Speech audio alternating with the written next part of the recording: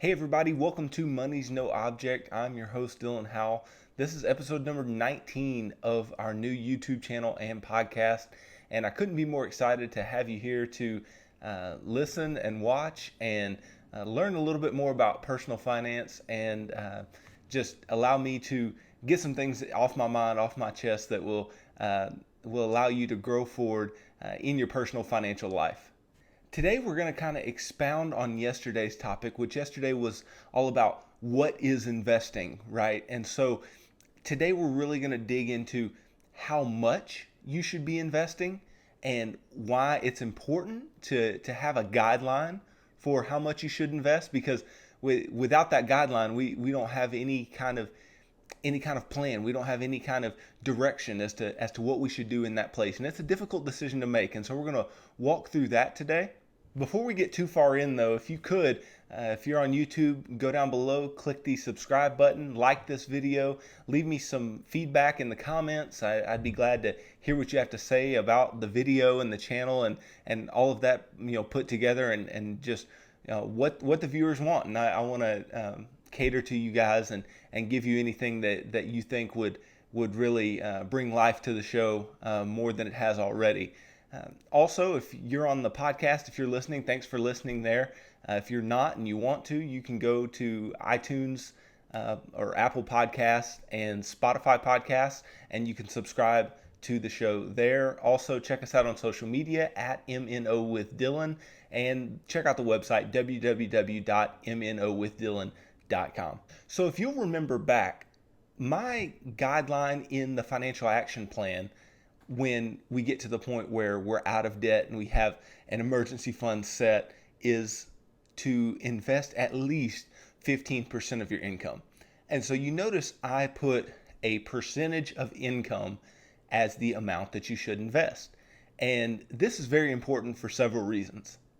First of all, it tells you exactly how much you should be investing, which is important. When we set our goals, when we set our plan up, we need to know exactly what's going to happen. We don't want just a little bit here, a little bit there. We want to know exactly what's going to happen. And so when you set a percentage of your income, that is set in stone and can't be taken away by any looming questions or well, what if this happens or what if that happens? You've already made the plan, you've already set it out, and it's set in stone, and all you have to do is just follow the plan at that point.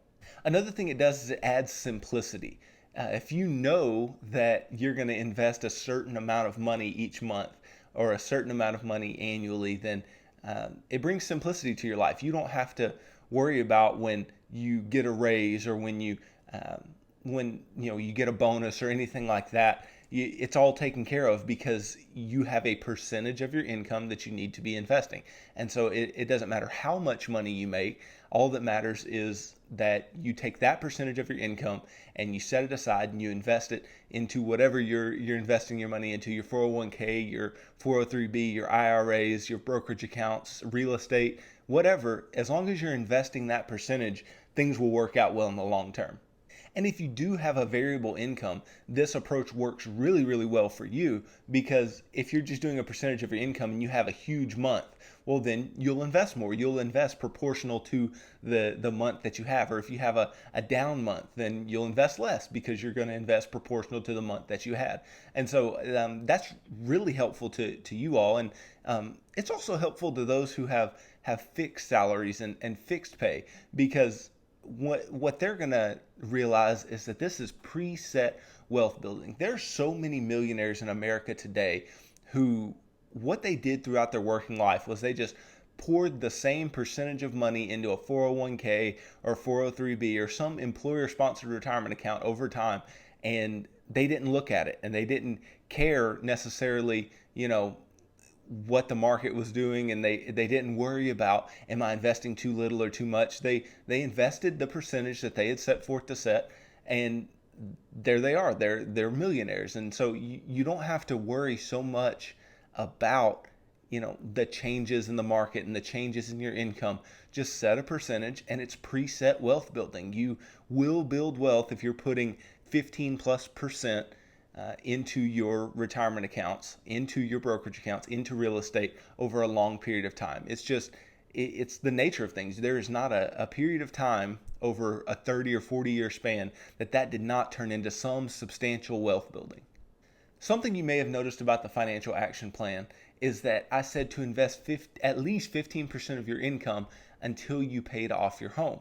Now, this is my guideline for a couple of reasons, and I'll kind of lay that out here. So, you guys, I even laid forward the question in the paying off your home video as to why I'm not investing more and just paying the regular payment on my mortgage. And so let's talk about that a little bit.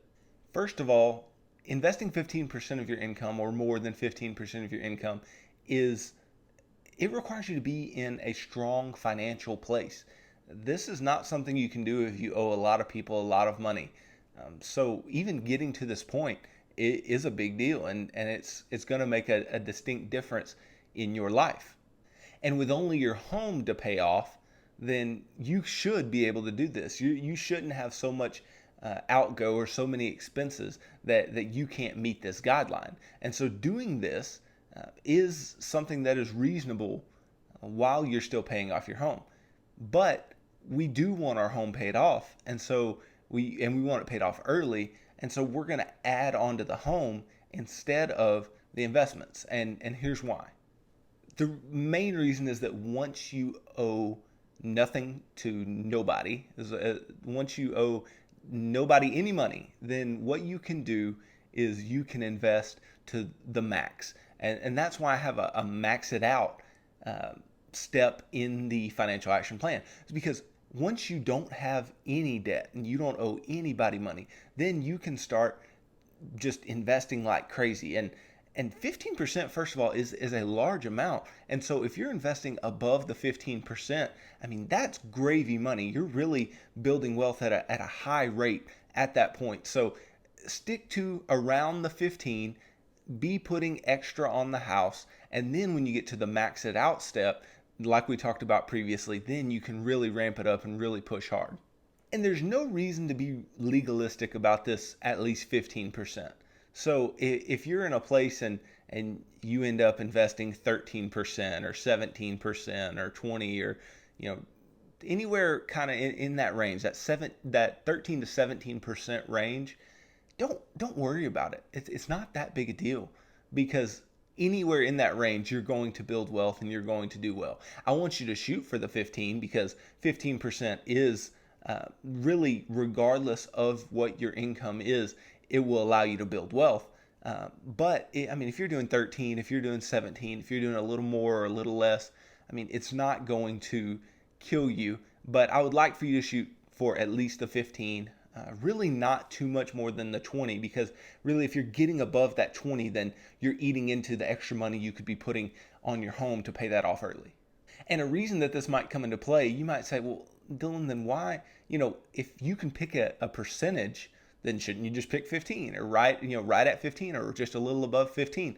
And yeah, if you can pick a percentage, that's exactly what you should do. But sometimes with these accounts, you have to pick a dollar value. And if you pick a particular dollar value that's not perfect, then you may be a little above or a little below. And that's nothing to get tied up about. You just try to get it close, and things will work out as long as you're putting money in the accounts. So I did run a couple of examples for you guys to show you that no matter what your income is, you can build substantial wealth if you're investing 15% of your income. So let's talk about this for just 1 second. So what I have here is individuals who make a $50,000 income, and then individuals who make a $100,000 income. And so especially with a $50,000 income, especially if that's supporting a family, that's not a whole lot in a lot of places. Now, $50,000 is a good amount of income if you're talking about multiple incomes and things like that. But we're talking about one household, $50,000. So the 15% of that is all that is being invested over the course of the year. So 15% would be $7,500 over the course of the year.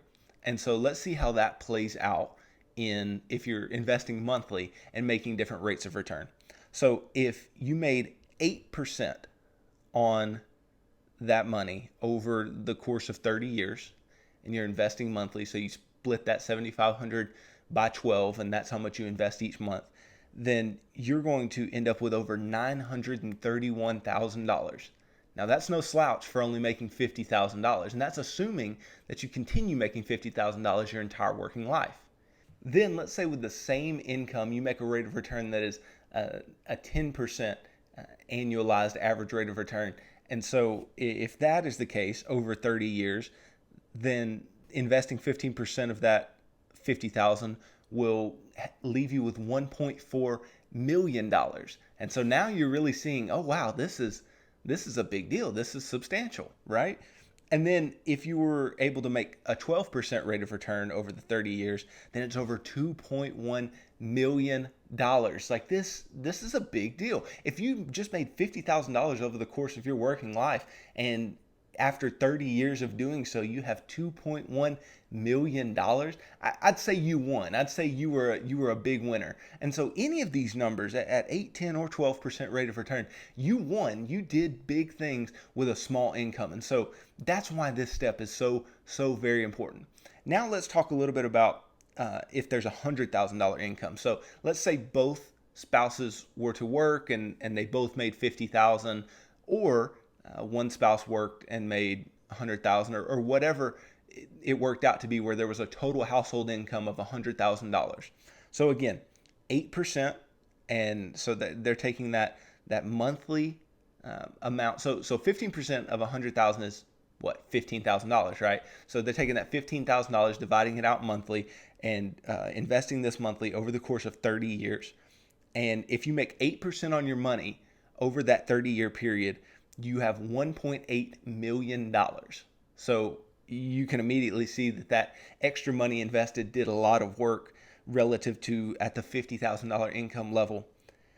Then if you made 10% a year over the 30 years, then you have 2.8 million. So, we're ratcheting up here. And then if you made 12% over the 30 years, that's going to be over $4.3 million. And so I think it's become readily apparent to you guys already, first of all, that it's super easy if you make good financial decisions and if you have good financial habits to become a millionaire. You can definitely do it. But investing 15% of your income will get you there. And that's the point. That's why I choose that number, because that number will get you to a point where you're either really pushing millionaire status or you're well within it. Okay, so you still might be saying, though, Dylan, 15% is a lot. That's a lot of income.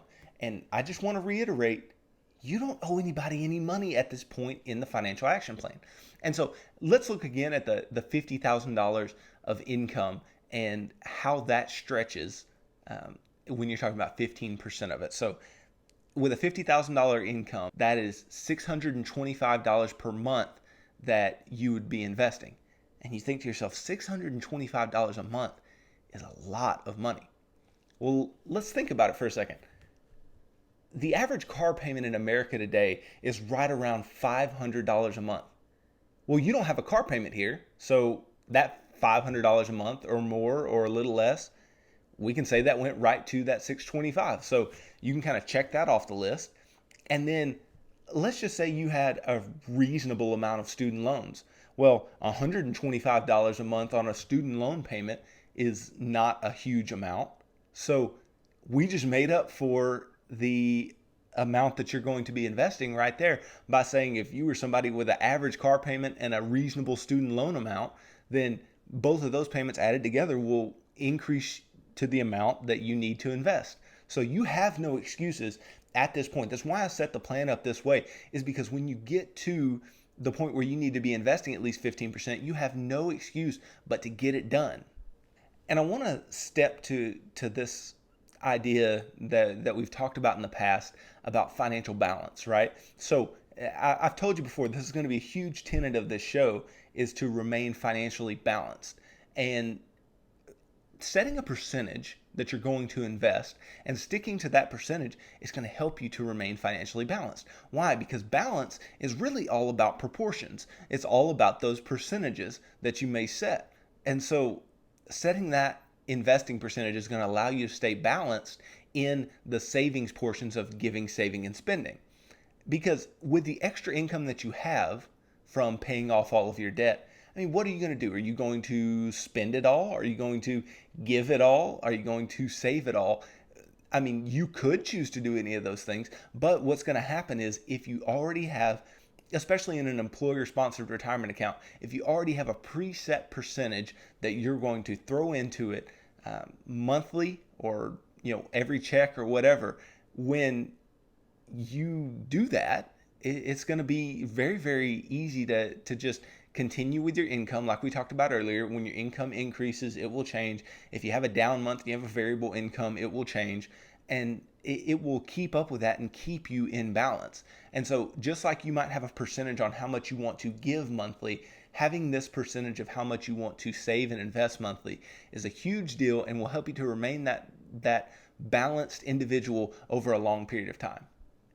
And when it comes down to it, what we're doing with this 15% of our income being invested is we are making sure that we can retire with dignity one day. And you might say, well, Dylan, I don't just want to invest for retirement. Maybe I want to retire early. I get it. But the average individual is going to retire somewhere in their 50s or 60s. And so we want to make sure that when you get to that point, you have money and you can play the long game well.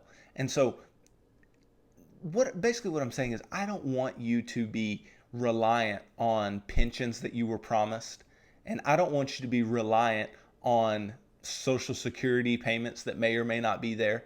I want you to be self-reliant in this way. I want you to be able to rely on the money that you have built and the money that you have invested over time to sustain you through your retirement years. And in order to do so, we have to invest a certain amount that's going to get us there. And we've already talked about how much we can have given the 15% rule. And so if you're doing that, you don't have anything to worry about, but you have to get to this step. And I want to step over to that for just a second, is that you have to get to this step. This is why I talked about when you're getting out of debt and when you're building emergency funds, like you cannot go slow. If you're going slow in those steps, what's going to happen is you're just delaying the inevitable step of the 15%, and it's going to take you longer to build up to those amounts that I was talking about earlier, because those amounts were assuming that you had invested the 15% for 30 years. And so if you're in your mid 30s or late 30s, I mean, you need to get on the ball. You need to get to where, hey, I'm pushing hard to get to this point, especially if you don't have anything invested for yourself yet anyway. And if you're in your 20s, even more so, because the more years you can have your money compounding and your money growing for you, then the better. You can have more money that way, and you can maybe retire earlier or retire more comfortably later. So I just want you to get to that point where you can retire with dignity and don't have to worry about all the external variables and the things you can't control, because you can control how much money you put in your accounts. So isn't this weird? Isn't it weird to be investing 15% of your income? And isn't it weird to be investing for retirement at all? And the easy answer is, of course, yes. Like, people are not doing this in droves. This is not something that you're going to see done. If you were to go poll 100 people that were in their working age between 25 and 65, how many individuals are putting away at least 15% for retirement? My guess is far less than half. So this is a strange thing to do. It's a weird thing to do. You may look at people around you and go, well, they're not doing it. Why should I? Because we are not in the business of being normal. We're in the business of being weird. We're in the business of building good financial habits. And the sad truth is that a lot of people don't have good financial habits, and they're going to try to rely on other sources to get them to where they need to be. But you can take this into your own hands in this way and be investing the amount that you need to invest long term.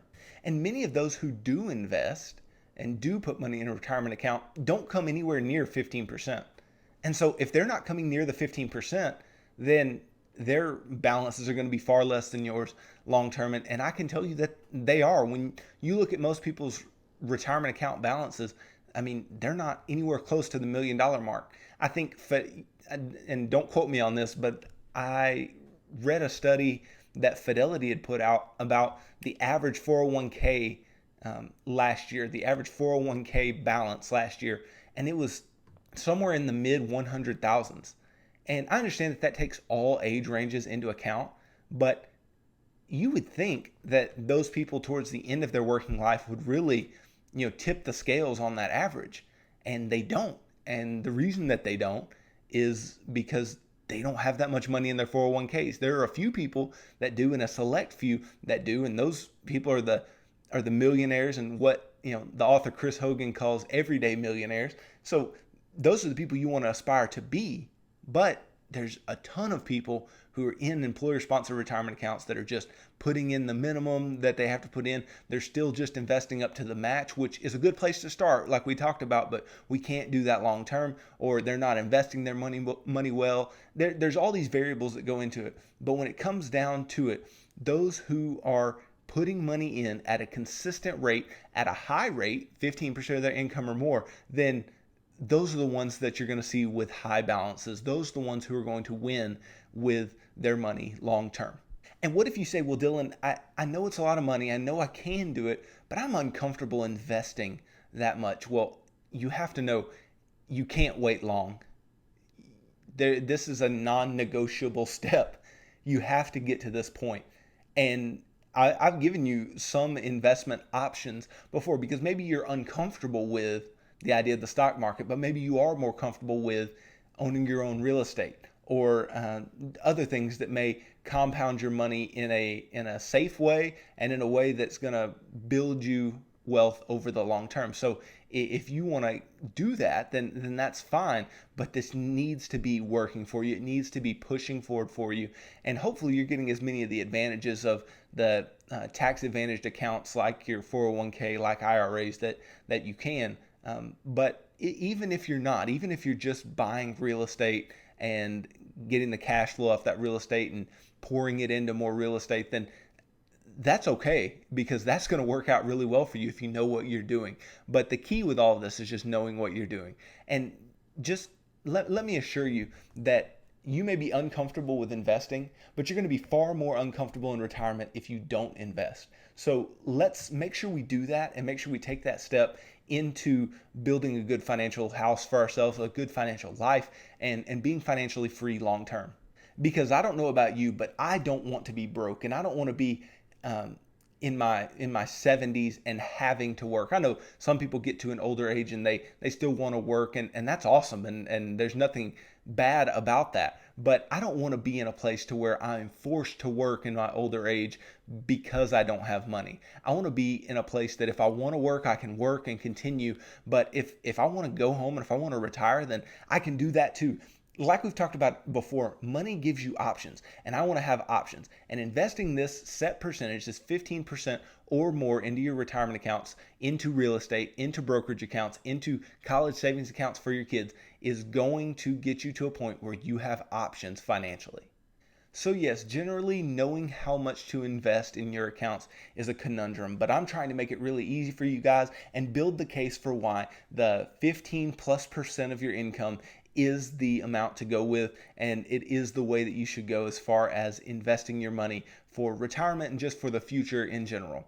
And this is not an easy thing to do if you're still in debt, and it's not an easy thing to do if you still are owing people money and running a tight budget or don't have the income.